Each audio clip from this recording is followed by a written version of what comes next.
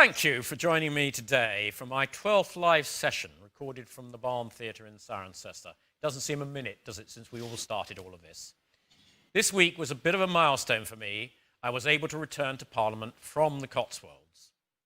I hope you're finding these discussions informative. I will be discussing this week finance and the local economy with a brilliant panel of experts. Many thanks for joining me today. They are Councillor Lynden Stowe, County Councillor and Portfolio Holder of Finance and Change.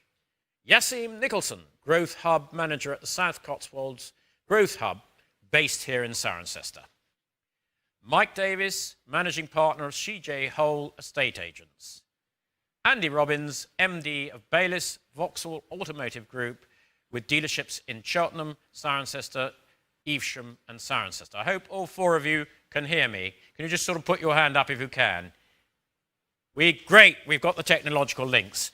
And then finally, I'm particularly glad to have David Joynes, MD of Cirencester Markets, responsible for Morton, Fairford, Cirencester, Cheltenham and Tewkesbury outdoor markets, present here with me in the studio. Welcome, Dave.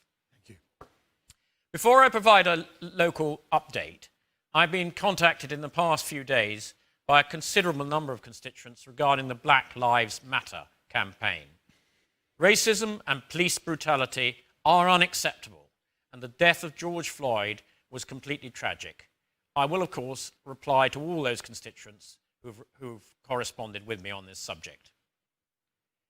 The Discretionary Grant Fund supports small and micro businesses that are not eligible for any other grant schemes. You can get a grant of £25,000, £10,000 or less than £10,000. Applications open on the 1st of June and will close on Sunday the 14th of June. There is only a limited fund available for councils to allocate under this fund, so I would urge any business that qualifies to apply as quickly as possible because the fund will run out. The teams at both Cotswold and Stroud District Council responsible for processing and allocating this fund are working incredibly hard and will award confirmed amounts on Friday the 26th of June. So go to Cotswold or Stroud District Council websites for more information on how to apply for this grant. As I have discussed in a number of these live sessions, care homes are still in need of additional support. The work that has been done by the care home staff is fantastic during this horrible period, and I thank them for their dedication. I am working hard with care homes, the local authority and government to support staff and residents in those homes. And I'm pleased that following discussions with GCC and Gloucestershire Health Trusts, that there are now a sustainable method of supplying PPE. Gloucestershire's local resilience forum have worked incredibly hard to ensure deliveries and modelling of the burn rate for PPE across the social care sector so that adequate supply continues in the future. The Train the Trainer scheme has seen 23 trainers working to secure PPE and testing for care homes across the county. The 229 homes in the county have now all been offered training, with an 80% uptake so far. The scheme will help care homes deal with the ongoing COVID-19 issues, and all those care homes who have not engaged with the Train the Trainers scheme provided by the County Council should seriously consider doing so. I'm getting reports that it is a very useful scheme and will help to provide better protection for both staff and residents in care homes. In Gloucestershire, a new regional COVID-19 testing centre has been opened, operating at Hempstead Meadow in Gloucester from the 5th of June. The NHS website has more information on how and when to get a test. Contrary to fears, the vast majority of Gloucestershire's primary schools have now opened with a minimal amount of problems recorded so far. And of course, my sincere thanks to all the dedicated teachers who have made this possible, and also all of those parents who have facilitated their children going back to school. Thank you again, and thank you to the Barn for all their putting on this production.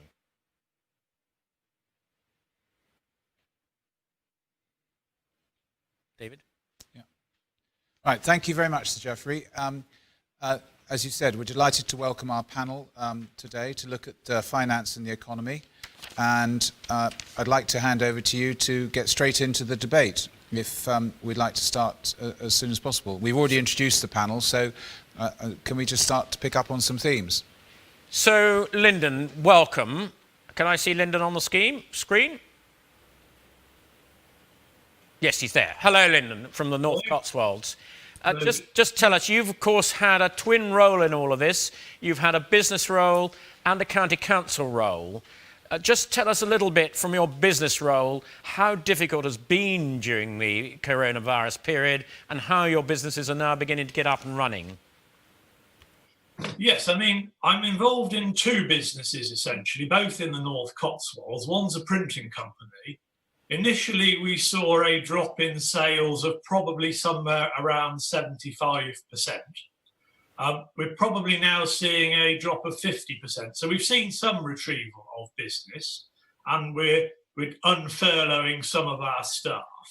I think printing is acknowledged to be one of the first that generally go into any recession. So I think we've definitely seen the evidence of that.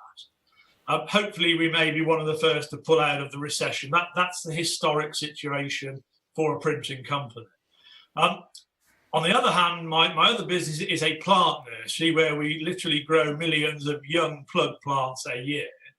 And I have to say, you know, we were fortunate in that we were able to stay open during the lockdown. And that really has been the complete opposite. We have been incredibly busy. So I see the lockdown from both sides. One of a business that has struggled and is having to furlough, and we're the challenge around complete, almost cliff edge loss of sales, to one which is thriving and probably, you know, we're seeing the highest level of sales that we've ever seen. So I imagine in your turning to your county council role, I imagine your role is about to really come into its own, how we really plan for the recovery. Can you tell us a little bit about your county council role? At the county council, my role is strategic finance, so I, in effect, look after the budget strategically. I also look after the resources of the county council, so that's property and our personnel.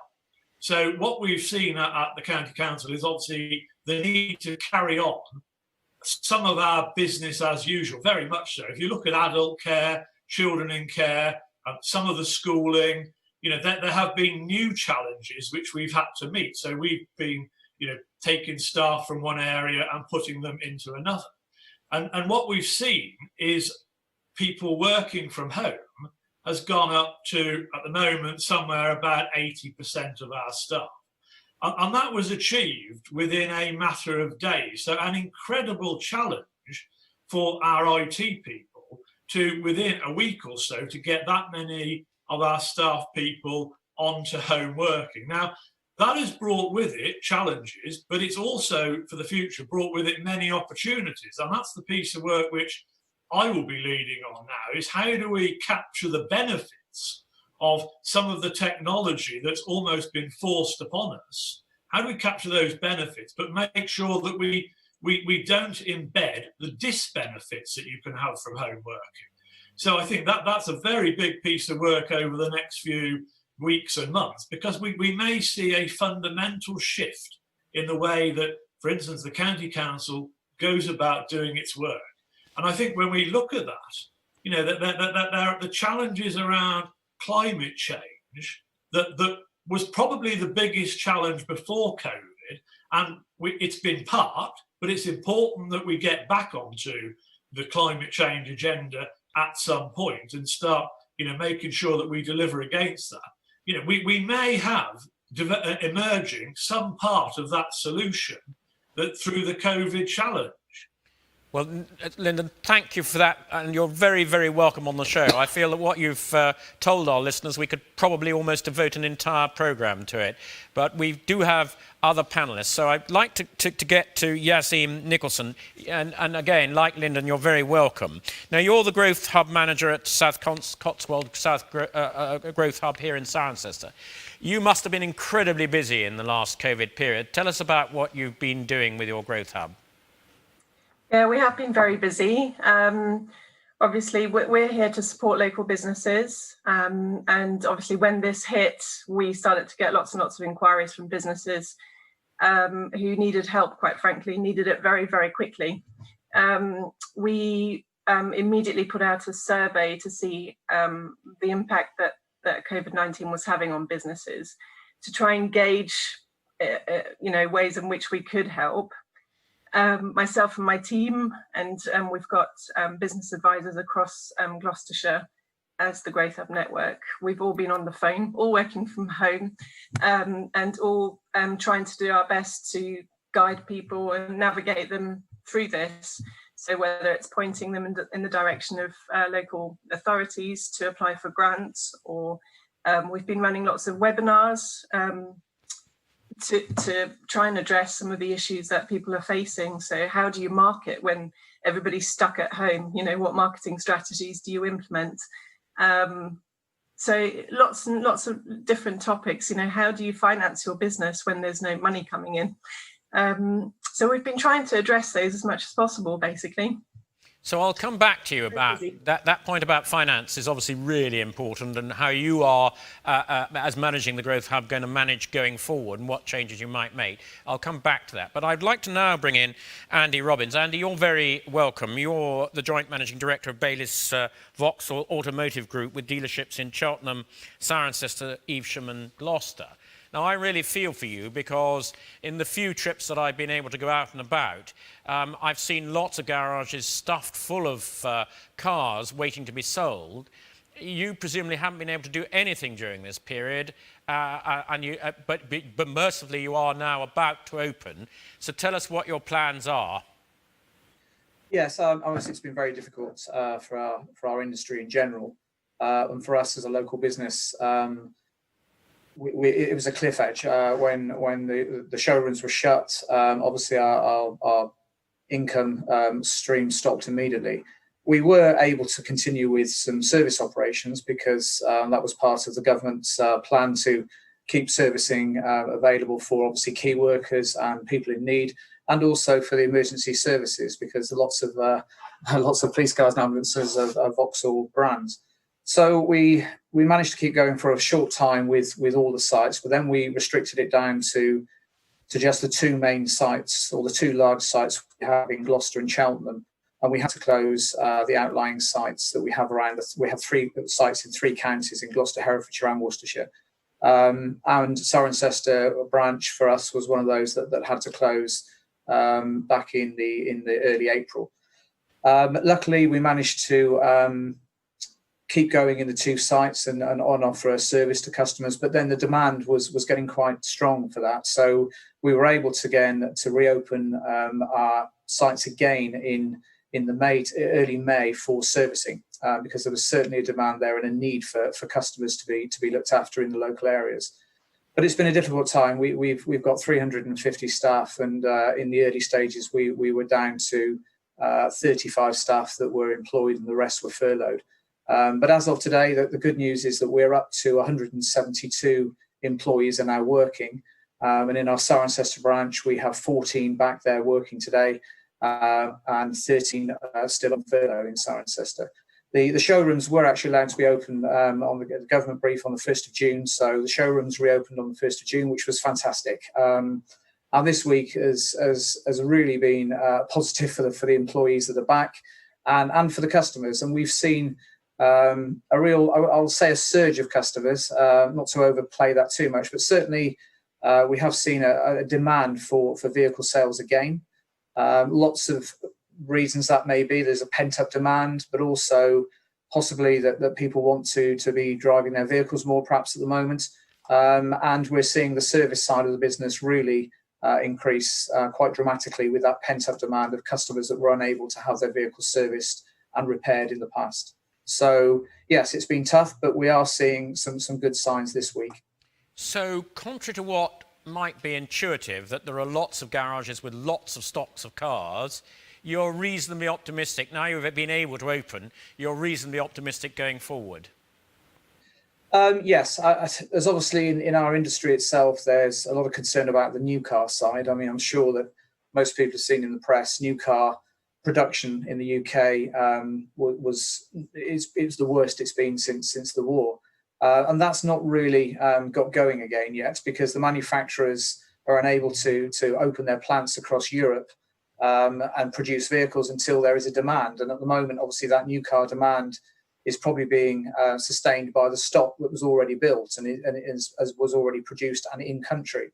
So we are selling some new vehicles. There are some fantastic offers on at the moment, as you can imagine.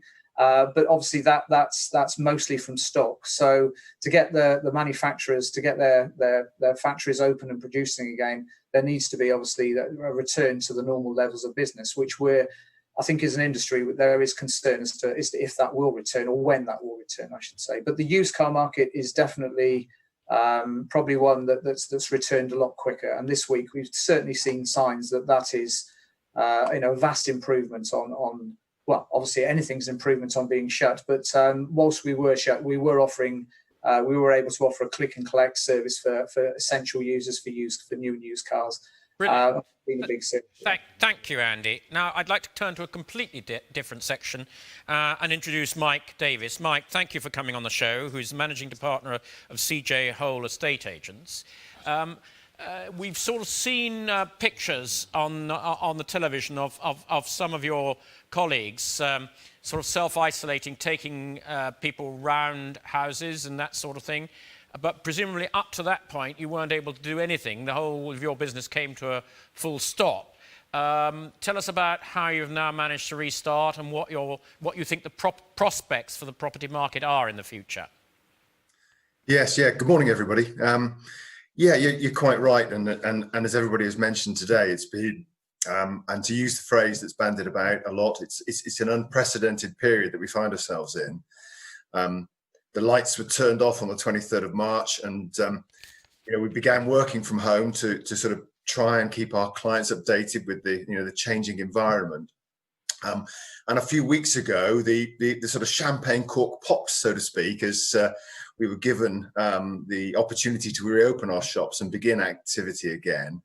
And there's been this sort of pent-up demand that's sort of built up over the last 8 to 10 weeks, and the floodgates have really opened. Now, as a business owner, I'm an optimist, and I think that this a period that we find ourselves in is perhaps unique in many ways, obviously, but very different to previous recessions where access to money was difficult. I mean, you go back to sort of 2007-8, when funding was the real problem with the economic downturn then.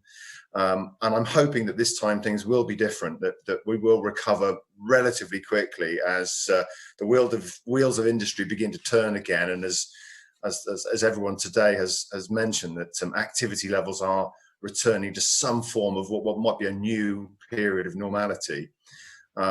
But at this point in time, we're seeing a 22% increase in activity right across the board: sales, lettings, people looking to have their properties valued, landlords looking to acquire new stock, tenants looking to move.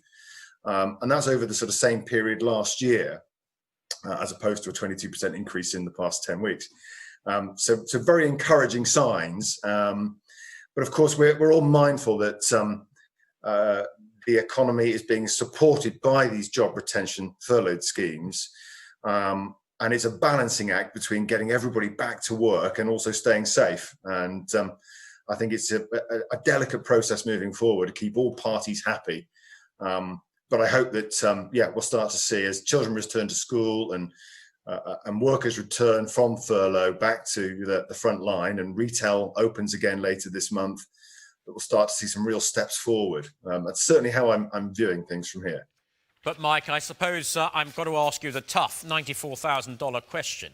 If I'm a purchaser or a seller of a house and I come and see you today, where will you pitch the price? Will it, compared to the pre-COVID level, will it be up? Will it be down? Where will it be? Well, I think that's the sort of crystal ball question, isn't it, moving forward? I think we can only price property based on what's going on today. We have so many sort of measures available to us now with online marketing providing us with so much data in terms of access to websites, click-through rates, inquiry levels, visitors to the branch, the number of phone calls coming through. So we're able to monitor almost in real time what's actually happening today. What we can't do yet, and hopefully that'll turn up one day, is forecast what's going to happen tomorrow.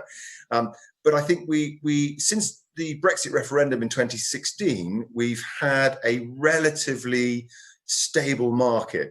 Property prices in the Southwest have been fairly resilient, and we've seen about a 1 or 2% rise in values over that period.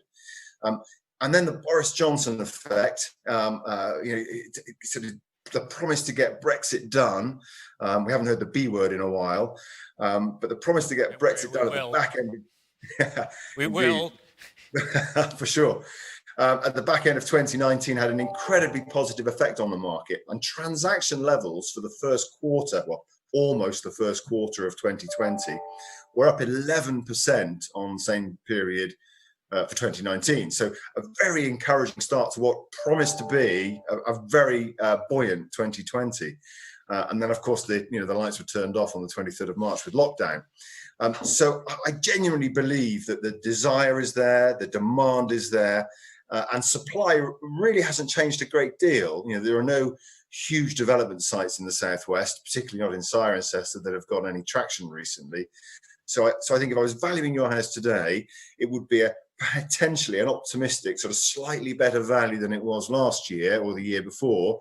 And activity levels today would indicate that would be possible. A very optimistic report, if I may say so, Mike. So basically, if I'm thinking about buying a house, I better do so fairly quickly. But it doesn't sound as though I'm going to get a huge bargain. Well, Joe, it's funny because during the 10 weeks or so of lockdown, we were having to do most of our viewings virtually. So if we had an empty property for sale, we would produce a virtual tour or a video tour, and we would show people around using a video app such as this. So I would arrive at the property, call the customer, and walk around the property and be directed on where they wish to go. And we sold half a dozen properties during that period to people whose move was essential, people who had to move for various reasons.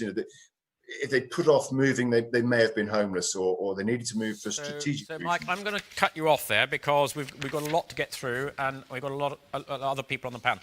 So Dave Joynes, been sitting here very patiently in the studio with me. Welcome, Dave. You, of course, are the man that run the markets in Morton, Fairford, Cirencester, and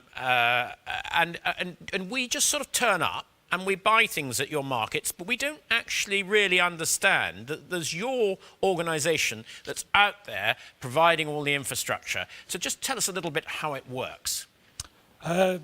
Basically, we rent land off local authorities, or we run a charter market in Morton Marsh ourselves. What we do, we get there early in the morning, set the stores up.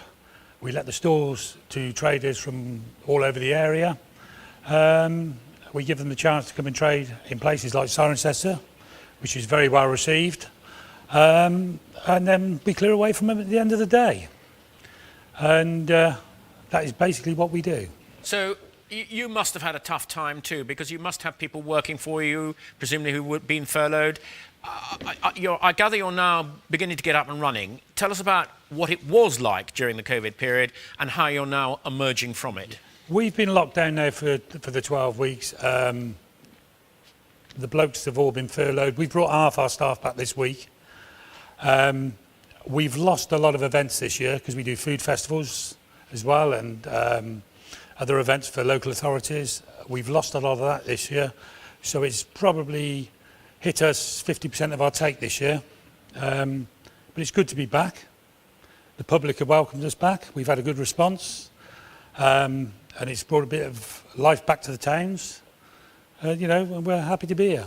Well, we're delighted to see you being able to reopen. And tell us about the ones that...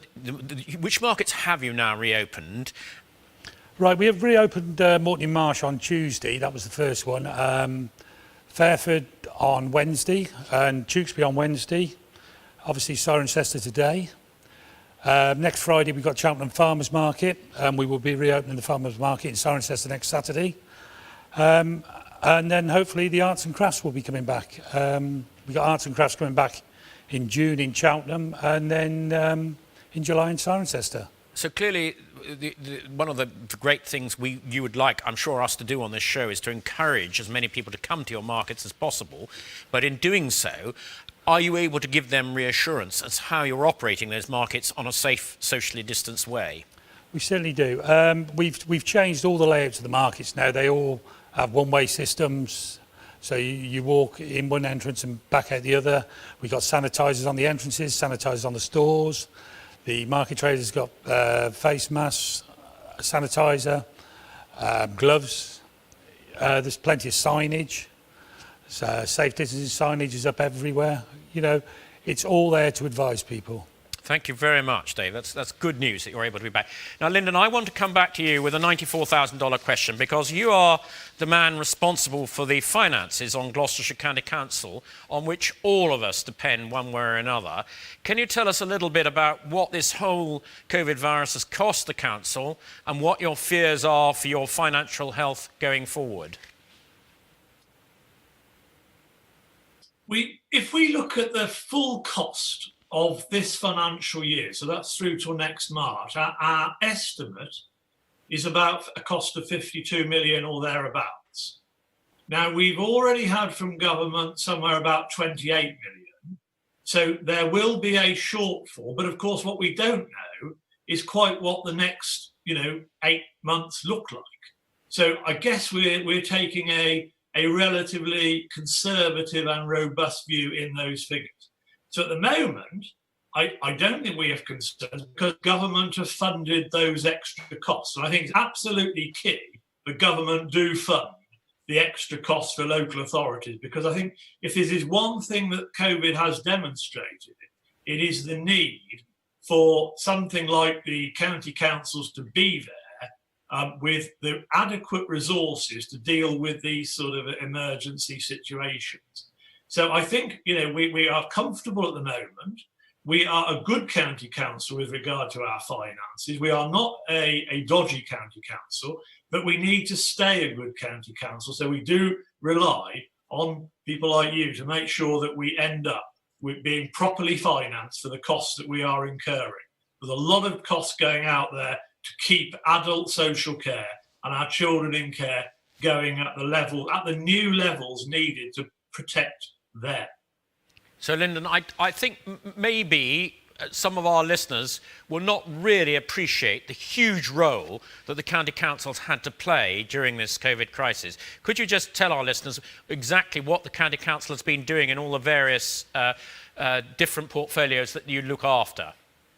I think the one thing to bear in mind is that we are in effect the public health agency for Gloucestershire. So there's a phenomenal amount of work going into making sure that messaging and so on is getting across. We've played a key role in making sure that the testing centres are set up. So I think that, again, it's good news that we've had confirmation of a permanent testing centre opening, I think it's either today or tomorrow, in Gloucester. So I think that is good news, and thank you for the role you've played in lobbying for that. I think what the prime thing that we've been doing at the County Council is supporting the vulnerable members of society, and in particular, that group of people who are classed as shielded. That's been a phenomenal task to make sure that these people get food deliveries and all their other requirements met. Now, some of that's been done through a volunteer network, and they've done an absolutely brilliant job. But the infrastructure that is in place is very much in place at the County Council, and I think we're pleased with the work we've done so far. If there are things that we can learn for a potential second phase, then we will be learning them. The fundamental requirement is to make sure that we are properly funded. To date, we have been. So thank you for the part you've done in making sure that to date we've been properly funded. Well, it's very important that we, as MPs, collectively, the 6 of us representing Gloucestershire, should work very closely with you and with our district councils in appraising government of exactly how successful you've been during the crisis, but also the finances you'll need going forward. So thank you very much for all of that. Can I just ask you a question? With all this track and trace testing and with all the great, and I'm delighted that it is happening, the opening up of the economy, it could well be that we'll see perhaps a mini spike of new people having to self-isolate. Are all your mechanisms in place to deal with a completely different group of shielding people if they need help? We would hope so, but of course what we don't know are the numbers that are likely to emerge. So we have some confidence in the system, but if we did get a heavy impact, then would we be prepared? It's very difficult to say. But let us say at the moment the trajectory looks okay, and we are putting in place, what government is telling us to put in place. We have a very good team of officers leading on those initiatives. So we are prepared as much as we think we can be, as long as we get a reasonably sensible impact. If it goes out of all proportion, then we may need help from elsewhere. Of course, that we cannot say anything other than that, really. So one of the most important roles you've played during the crisis is the discharges from hospitals, organising who gets discharged from hospital and where they get placed in the care sector. And I think that we should all be incredibly grateful to you and all the other county councils that the health system, the health service, hasn't been overwhelmed, because you've been able to get people discharged from hospitals when they're clinically fit to do so into the care sector. The care sector, of course, has had problems, but you've played your part to the full, very successfully, if I may say so, in getting people discharged from hospital. Well, thank you. And I think that there has been, on this occasion, really good close working between the County Council and the NHS. And that is why we've been able to keep the numbers in Gloucestershire mercifully manageable. And so that is really important. I'd like to come to back to you, Andy. And I mean, obviously, when we spoke a little earlier, we have two really parts of your business, I suppose, or three really: the day-to-day maintenance, which you talked about, the sales of second-hand cars, and the sales of new cars. And let's go back to the new cars and your sort of expectation when car manufacturers, both in Europe you talked about, but also in the UK, are likely to be able to get their people back to some form of business so that they can start manufacturing these cars again. When do you expect all of that to happen? I mean, there are some manufacturing across some of the manufacturers across Europe that have started already. I think that's something that's beyond us as retailers, really. The manufacturers been dealing with that. We're having regular. But just to stop you there, Andy, you must have good contacts with your manufacturers. Yes, yeah, absolutely. And what are they telling you when they think they might be able to start again? Yeah, I mean, I have to say that as far as the manufacturer that we are partnered with, they've been fantastic, and as a British brand as well, I think it's good to have that behind us. But they obviously brief us quite regularly. They're keen to get all the plants working. That's their role. That's what they do. They make the vehicles. They invest in technology. We've got a lot of electrification coming to the market now. There's been an immense push from all areas of the community, obviously, to get electric vehicles at a more affordable price and get those on the road. And we were just starting to see that emerge in that early first quarter of this year. And obviously then the situation has put that back slightly, but now we're back onto that. So they are looking to get to manufacturing again, certainly looking to get the plants open. I would say that we would expect to see the plants open in the next couple of weeks. But I said I don't talk for the manufacturer. That's their concern, and obviously they're global businesses now, so they're not just specific to one country.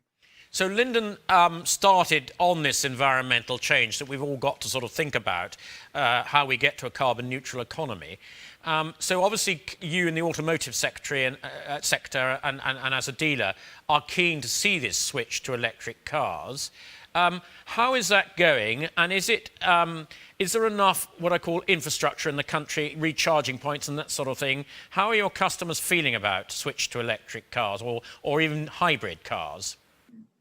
Yeah, we're probably as a brand, we've got two vehicles that are hybrid and electric car, and they said they're quite new to our brand. So we're sort of just emerging into this market as a brand, as a franchise, and we're seeing quite surprising results. If I'm honest, it's embraced by the whole breadth of people.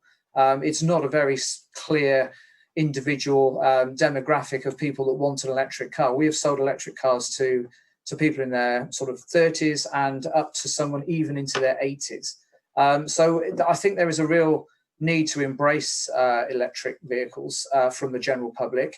The concern we have, or the concerns that the customers give us, is the infrastructure, and that is catching up very quickly. I mean, I'm sure we all see electric charging points popping up pretty much everywhere, and from what the plans that we see for that, they will just grow and grow and grow. We've just installed electric charging points in all of our sites, and they are now being used regularly by both the vehicles that we run and by some customers' cars when they come in. So yes, there's concern about the infrastructure, but I think that you'll see that will grow immensely in the next few months and over the next year or so. And presumably I don't know whether you've had any conversations with the petrol companies and their garages. Presumably we're going to see a situation where the number of charging points in filling stations is going to increase hugely. Yes, I mean we have reports on that from various sources that we obviously keep close to, and there are certainly plans with some of the larger petrol companies. We'll probably end up with having an all-electric charging station with superchargers that can be charge cars within a very short period compared to the standard chargers or the home chargers. So yes, we'll start to see that, and I think you will see that very soon. Because that's really important, isn't it, in terms of encouraging people to buy electric vehicles. If they think they can get their battery on their car charged within, say, half an hour or whatever it is, they can have a cup of coffee or whatever in the garage and then get their car battery charged. That's all pretty important, isn't it? It is, right? They call it range anxiety, and that's probably the biggest thing with electric cars. And we're finding the people that run them with our business, it's just how easy and how quickly you get used to just planning your journeys a little bit better. Yeah. But we will see charging points appear very quickly now that will have superchargers that will do it within a very short period of time, and that will take some of that range anxiety away. The problem, as always, will just be the numbers. They need to grow those charging points dramatically to give people that confidence to see that market grow, and the affordability of the product needs to be open there to the whole market, which probably at the moment it isn't quite there, but it's certainly getting there. Thank you, Mike. We talked earlier about how your business at the consumer end is changing in terms of electronics and videoing of houses and for sale and that sort of thing. But what about on the actual houses themselves? Are you finding there's an increasing market for those houses that are most energy efficient? And does that make a difference to the sale of a house if it's got really good insulation, if it's got water recycling, if it's got up-to-date broadband, all these things that properties can now have? Does that make a difference to the saleability of a house? I think it's year by year it's making an increasing difference. I think it's still fairly minimal.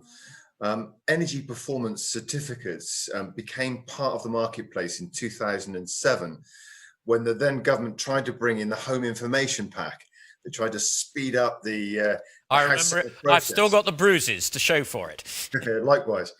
And the only part that remains of the home information pack is the EPC, the Energy Performance Certificate, which is a sort of 3 or 4 page report that gives the buyer or the tenant the information on the likely running costs of the property. So there's a rough idea on what it might cost to live there, and also energy improvement measures that can take place to improve that, from LED light bulbs to draft exclusion to increased loft insulation. And of course, that document is very powerful. So it's there to help landlords improve their energy ratings and sellers to look at what can be done before they put their house on the market. And I think 10 years ago, buyers didn't blink, didn't take a look at an energy performance report. And now I would say 10 to 20% of buyers are very interested in the full document. I'm surprised it's only 10 to 20%, because if I was looking to buy two properties that were fairly similar, I would be quite interested in what the annual running costs of those properties were. And I'm surprised that it seems to me that something that's not really quite become ingrained in the property market yet.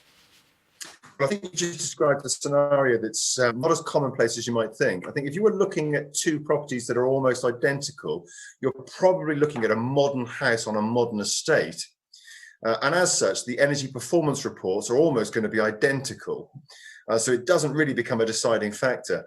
I think if you were looking at two properties in totally different locations, totally different periods of property, then your heart is likely to take over rather than your head. You know, I often say to people that tenants rent with their heads and buyers buy with their hearts, you know, so they tend to set out with this desire to buy a period sort of chocolate box cottage or a modern eco home, and that's what they want to buy. And those are the sort of drivers behind the decision making. So Yesim, I'd like to come to you, because when we talked a little earlier, you were talking about the money.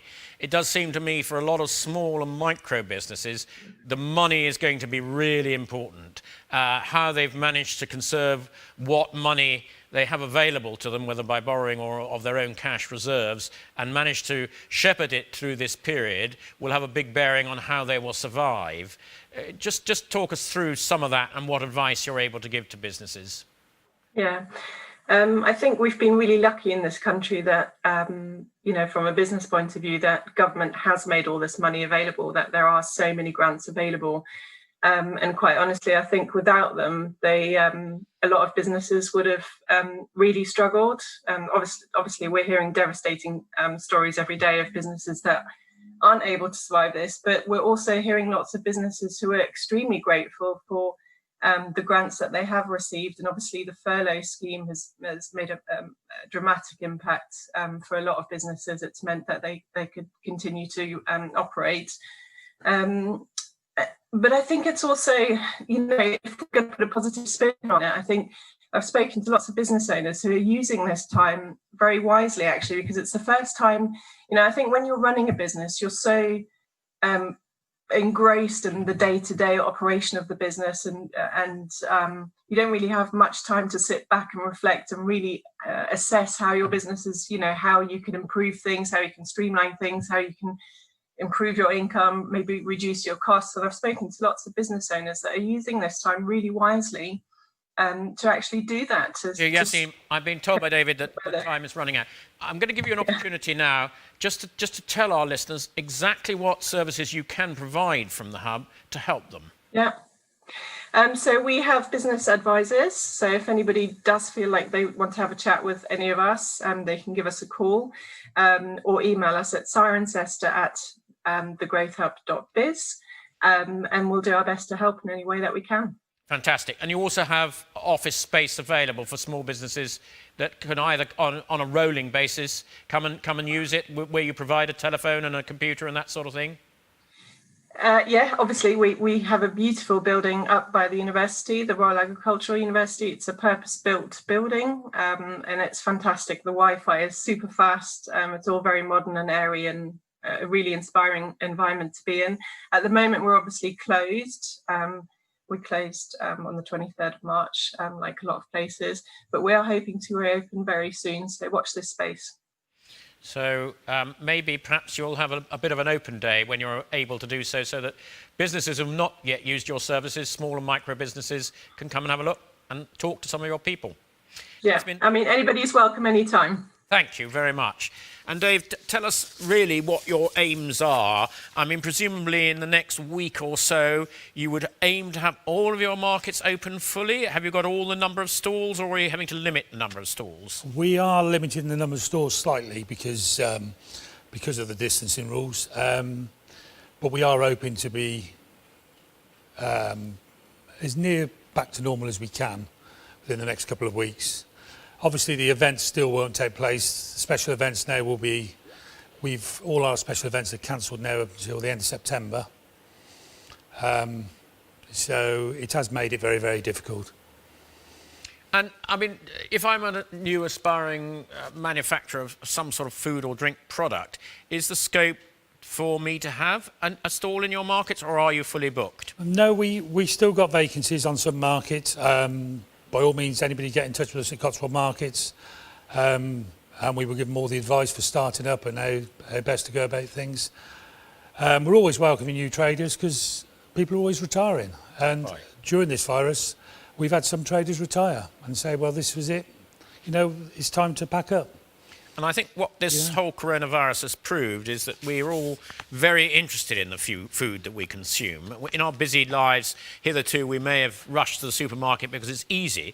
But actually, if you want a really good, fresh, well-made product, your markets provide some incredibly good food and drink products, don't they? They certainly do. And the Cirencester Farmers Market, you know, it's 30 stores of great food.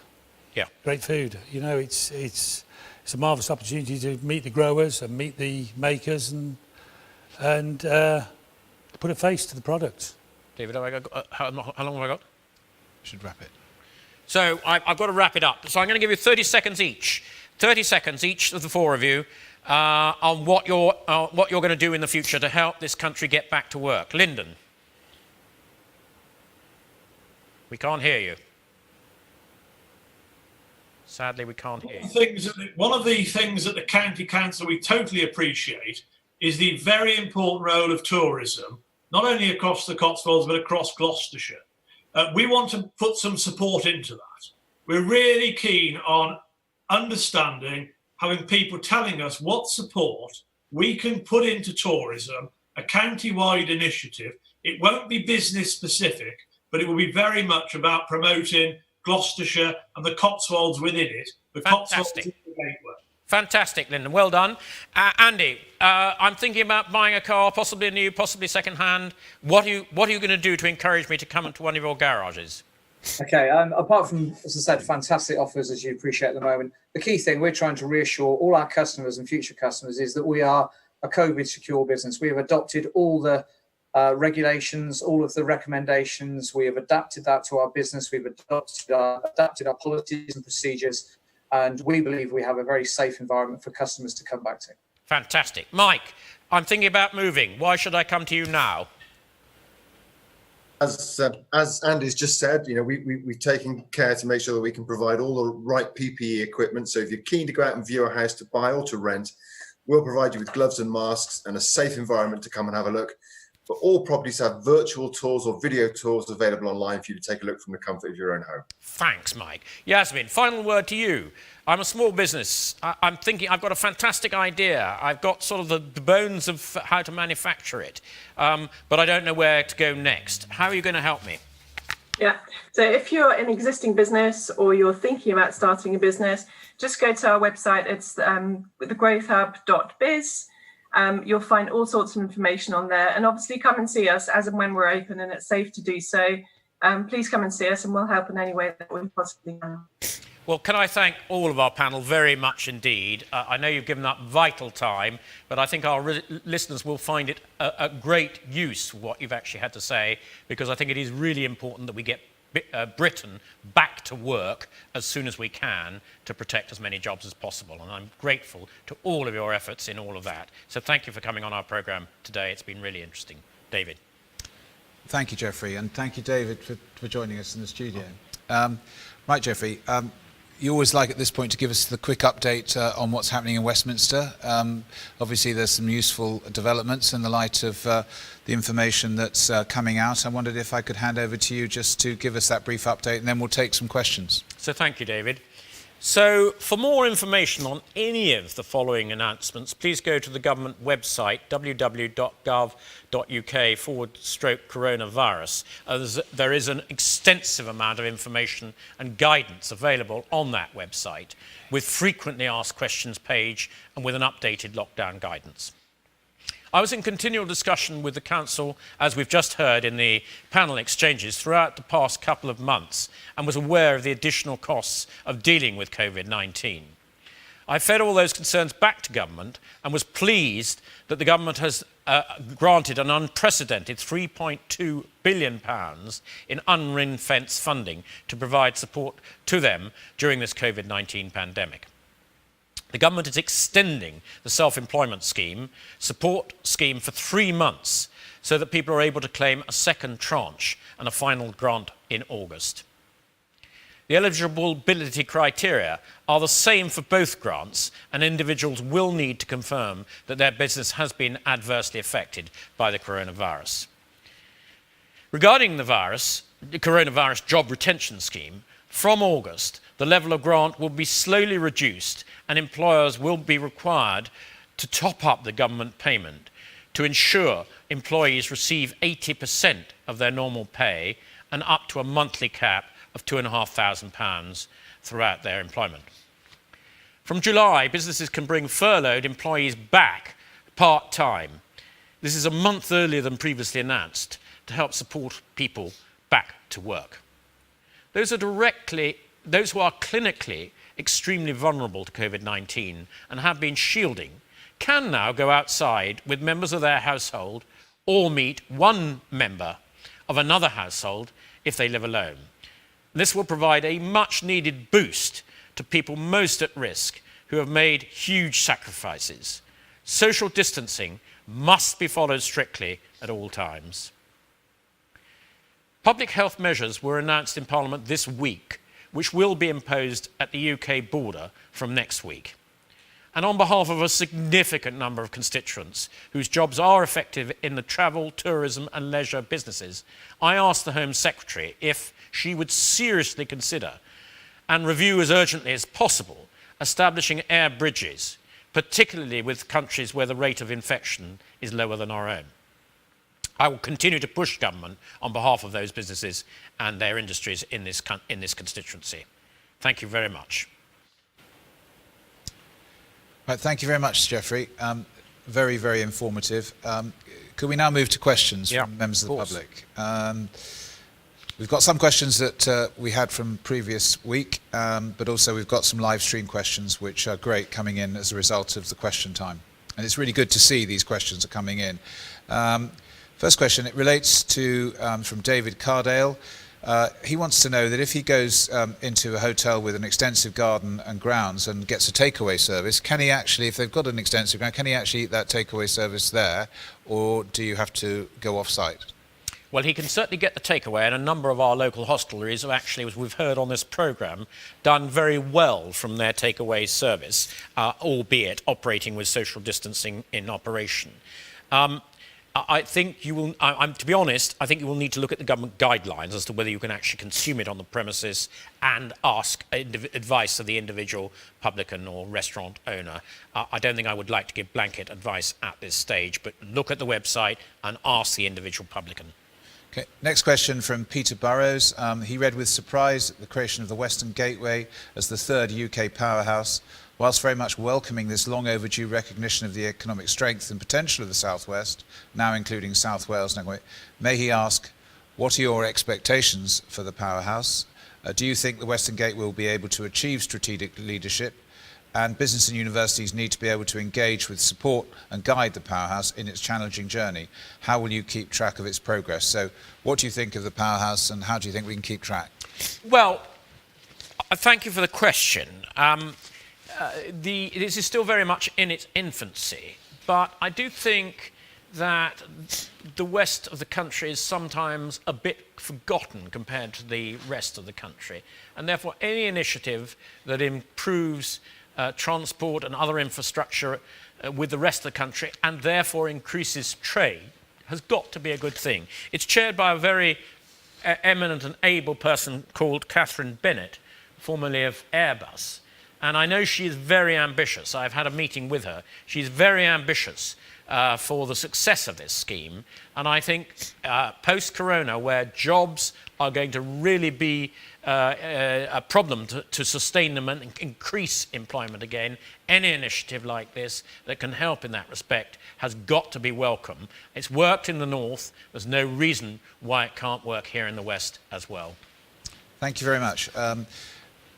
Question from Corinne Lamus, who asked you that question about Dominic Cummings last week. She'd like to thank you for the response to her question last Friday and for your condolences to her personal loss. They were appreciated, and also for your personal apology on behalf of Dominic Cummings, which I know was appreciated by lots of constituents.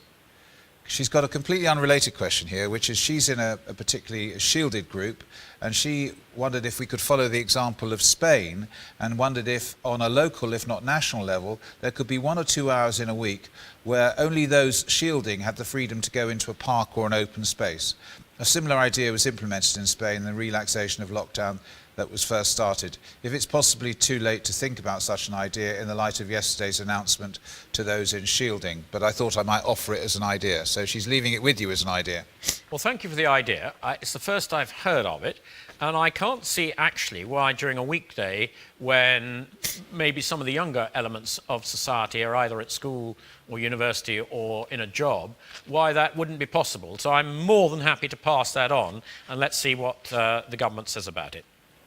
Okay, that's great. Now we're on to the live stream. Question about UK agriculture. How do you think we're going to benefit from a trade deal with the USA that will allow cheap food produced to lower standards to come in? This is from Ben Cowdell. Well, hello, Ben. You don't say whether you're a farmer or not, but I do congratulate the agricultural industry, of which, of course, I'm part, for producing food of the highest quality to the highest standards, highest animal welfare standards, highest environmental standards, the highest sustainability standards. And of course, we want to maintain that. And we won't be dropping those standards, even if we did a trade deal with the United States. I think there are lots of fears about chlorinated chicken and all these other products coming in from America. And I've no doubt that as part of a trade deal, we will have to allow them to come into this country. I think the answer is to make sure that food is properly labelled. The red tractor does convey a sign of good quality British food, and if it was a chlorinated chicken, it would have to be labelled as a chlorinated chicken, and then the consumer, when they bought that chicken, would decide whether they wanted to buy a chlorinated chicken or whether they wanted to pay a little more and buy a higher quality British chicken. And it seems to me that that's the obvious way to handle this matter. Thank you, Sir Geoffrey. Question from Richard Harrison.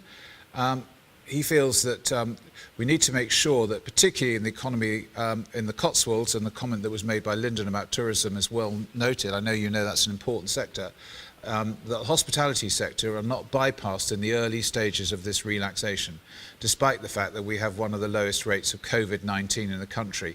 And what response will ministers have to some policy being a little bit more locally driven? We talked about this before, the idea of restarting certain sectors in places where COVID-19 hasn't had the tragic effects it has elsewhere. Do you have a thought on that? Well, I think, Richard, you will have heard from the panel this morning both what Lynden had to say of the County Council's initiative, what Yesim had to say in terms of help to small businesses, what I had to say about the government's scheme for small businesses being able to claim this extra grant. All of these, I think, are intended for precisely those type of businesses in the hospitality and tourism and leisure businesses. And by the fact that I asked the Home Secretary this question this week about travel quarantine, which I'm keen to see eased, if it can be done safely, as soon as possible, all of this is pointing to a real recognition that a lot of jobs in the Cotswolds depend on this sector. Picking up on that, Pamela Williams, same sector, retail and hospitality, but she said we need to make sure that we have infection control advice and support there. It's fine to look at somewhere like a car showroom or an estate agency, but tourism and hospitality is a very different ball game, and keeping track and trace and so on is very important. Just a plea from Pamela, could you make sure that if we start to reopen that sector that we get the right controls in place in Gloucestershire? So Pamela, being involved in that business, I was talking to my son only this week, who really runs the business. I know the trade bodies, various trade bodies that advise the hospitality sector have been quite slow at producing this advice, and I will contact the government to make sure that they can give the advice to the trade bodies who can give it out to you. This is really important. There's no reason why sort of bed and breakfasts, that type of business couldn't open, but with correct advice on how to operate social distancing and cleaning, and I do think you need more guidance, and I will press the government for that. Okay. Sharon Lyons, she's obviously keen to go to Wales because she says, when do you think it would be possible for us to travel to Wales? This is a point about the different regimes in the different parts of the United Kingdom. She says, obviously, social distancing is an issue over there, but she wonders when she might look forward to being able to travel to Wales. Well, the system that we have in this country is a devolved government, so the devolved parts of the United Kingdom are fully entitled to take different steps to deal with this coronavirus. But broadly speaking, I think they will want to keep in step with each other. So I would have thought that the Welsh government will want to look very carefully at what the English government is doing in this respect. I think the real answer to travel is when you're able to stay overnight safely with government guidance. We're not there yet because we need to see what this latest round of easing of the lockdown does to the number of cases of the disease. But assuming we're not going to get a huge spike, which I hope we're not, then I would imagine within the next few weeks the government would allow people to stay overnight, i.e. maybe with their family or maybe in a hostelry of some sort. When that happens, I think the tourist industry will open up much more quickly. Last question, but you've actually already answered it on a previous occasion, but I'll ask it nonetheless for Helen Campbell. Replying to Ben Cowdell, whose comment was made earlier about agriculture, why did GCB not vote for the amendment to the agricultural bill last month? Well, you did answer that question on a previous occasion. I'm happy to take it again because it is But that is the last question. I mean, I made it clear in my previous answer. I am absolutely not wanting to see the high standards that UK agriculture has at the moment reduced. And if we're going to have lower standard food coming into this country because of a trade deal with America, then it should be properly labelled and the consumer will have the choice of which product they want to buy. Thank you very much, Sir Geoffrey. We'd now like to just introduce two colleagues, Councillor Richard Morgan and Councillor Nigel Moore, who are just going to give us a quick update on CDC and the improvements that are going to be made on infrastructure. But thank you, Sir Geoffrey, for everything you've done for us in the last 3 months and continue to do for us, and to our panel, to Dave and everybody else. I don't know if you'd like to have one last word before we hand over to the two short videos that we've got. Well, David, a huge thank you to you because, again, I'm sure all our listeners will realise without you this wouldn't have happened. You are a complete natural sitting in the centre there. You always sit in the centre of stage. I get pushed to one side. And a huge thank you. You've got the blue background. A huge thank you to the Barn team for continuing to do this week in, week out. Our listeners probably won't realise, but with all the lighting, with all the cameras, with all the recording, the technology and everything else, there is an awful lot of work that goes into these programmes, and I am really very grateful to the Barn team. I will now, this week, for a change, because we've kept time fairly tight, sit here and listen to our two final pieces. Thank you very much, David. There are two questions that have come in, but we'll pick those up next week, okay? Yeah, thank you. Right, thank you. Welcome, Richard. Thanks for joining the show.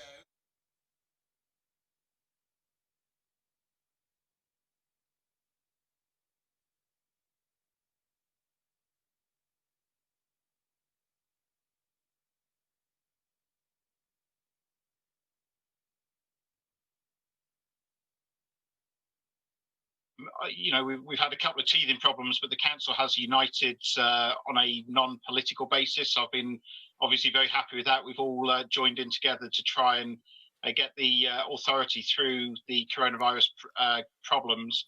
The officers have performed absolutely fantastically. The resilience of the council has stood up really well.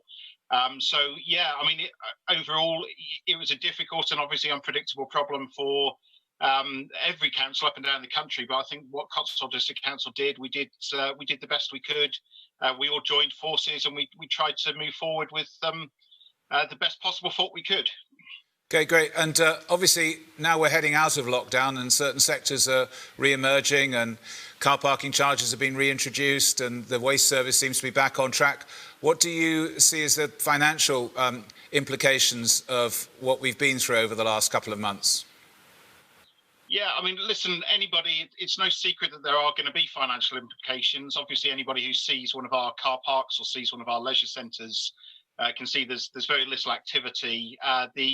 According to the officers, we've lost £428,000 in revenue up to the 30th of April. But there has been government support there, so we've received an additional 941,000 in government support, which is the equivalent of about 2 months' funding. So the point we really need to note here is that the district council is actually quite small in what it does. The net budget requirement's only about 12 million. So when the Liberal Democrats took control of the council, as I think I've gone on record many times, as saying that we had significant cash reserves. 13.2 million, 7.5 million in property reserves, 12.5 million in financial market reserves. We were debt free and had the 11th lowest district council tax in the country. So we do have a very, very strong financial base. I think if the council continue to operate on its strict mandate, there should be more than enough funding, adequate funding in place to maintain all council services as they are. Obviously, I think that the difficulty is with the new administration, they have significant ambitions. Obviously, you saw in the last budget that they raised parking revenues by 30% in order to try and create additional revenue. Obviously, that revenue is gone. So we are urging the Liberal Democrats to produce clarification on where they stand going forwards and what their plans are. They are going to have to readdress their plans, and we look forward to seeing their scaled back and reduced plans.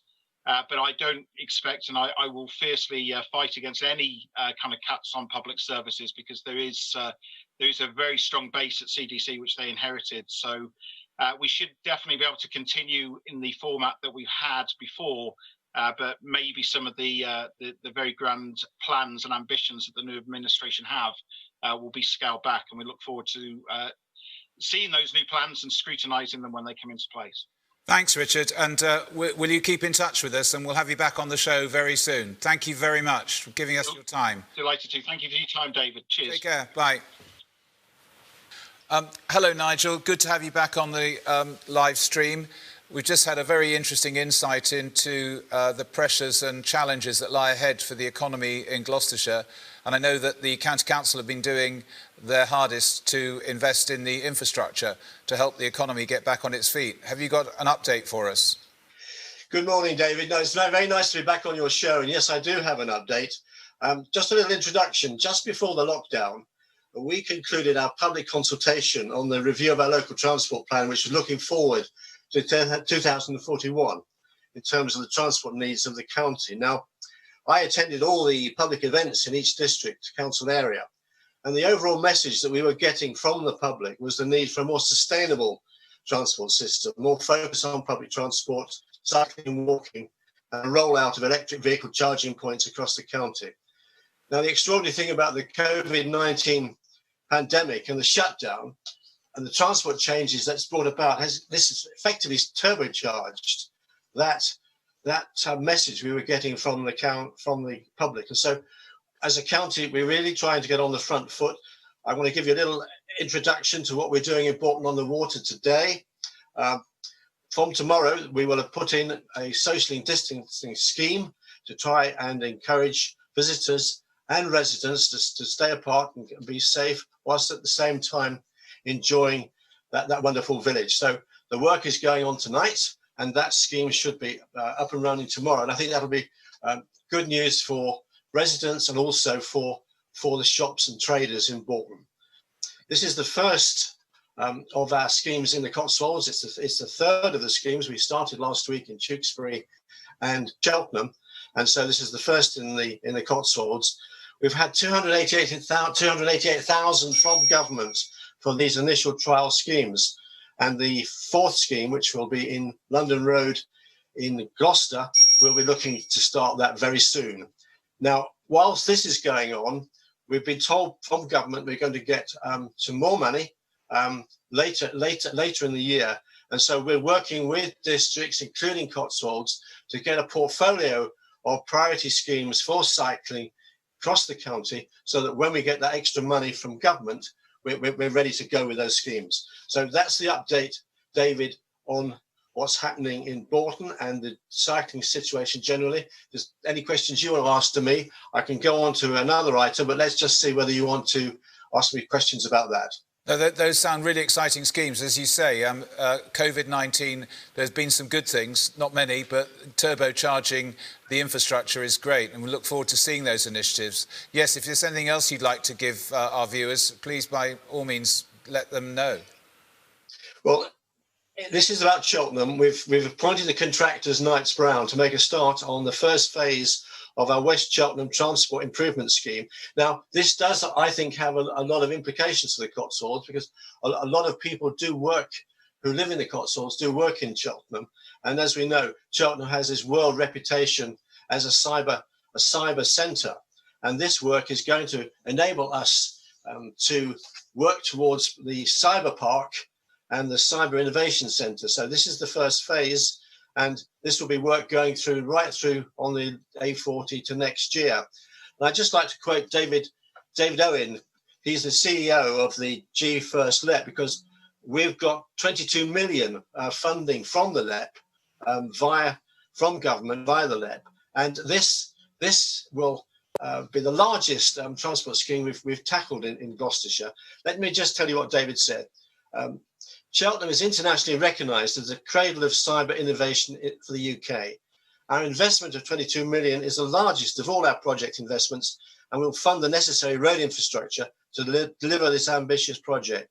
The cyber tech sector, even prior to the COVID-19 pandemic, offered the county huge potential. But moving forward, the sector will be even more important. And I think that's really, David's absolutely spot on here. I think cyber is part of the recovery, and that's really why I wanted to bring that to your attention today, David. Okay, thanks a lot, Nigel, and thank you for your time. And will you come back on a future occasion? Because we're now going to, the programmes going forward are going to focus very heavily on the restart of the economy. So having you involved will be a major benefit to our viewers. Thank you very much. Well, just before you go, I would like just to say that next time we speak, I hope I'll be able to share with you our electric vehicle charging strategy, because we're working on that at the moment. And I think if it's another 2 weeks, next time I come on, I'll be able to give you some information on that. And that, I think, is, again, crucial to our recovery. Okay, brilliant. Thanks a lot, Nigel. Have a good weekend. Thanks, David.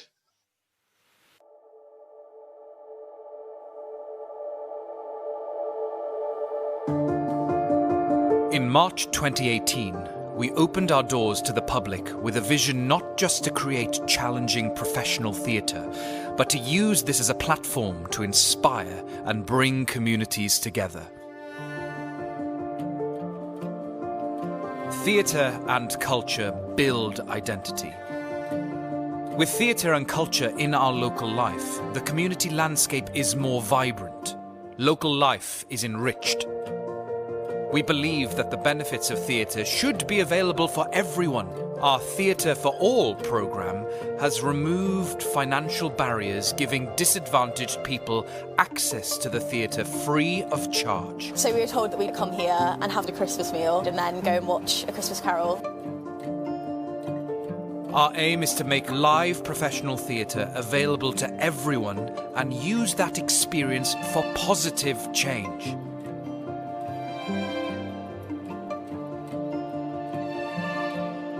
Theatre can be transformational in young lives.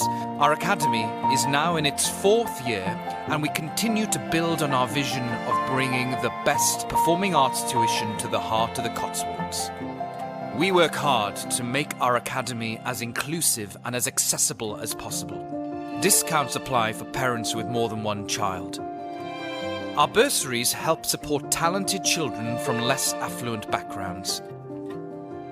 The Academy creates a fun and challenging environment where children can build friendships and develop key skills, not just for theatre, but for life.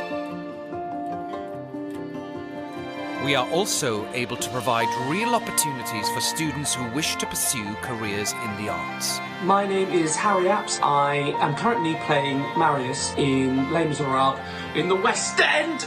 Barn outreach and learning programs engage with thousands of people. Our free workshops support the drama curriculum in local schools. Singing and musical theatre workshops in community groups and care homes have helped address issues of isolation. Our Song for Cirencester project in aid of mental health charities brought our community together in an unprecedented way. We've collaborated with many charities in the region, including the Churn project, to support individuals dealing with the barriers to finding work. Since working with you, my life's changed. It's given me some purpose, given me an interest, some confidence I was lacking prior to all this. The Barn Theatre played a pivotal role in the town's 2018 World War I centenary celebrations. Who could forget our record-breaking Human Poppy? Our live streaming work on the annual Advent Festival helped thousands engage and take part in Cirencester's Christmas festivities.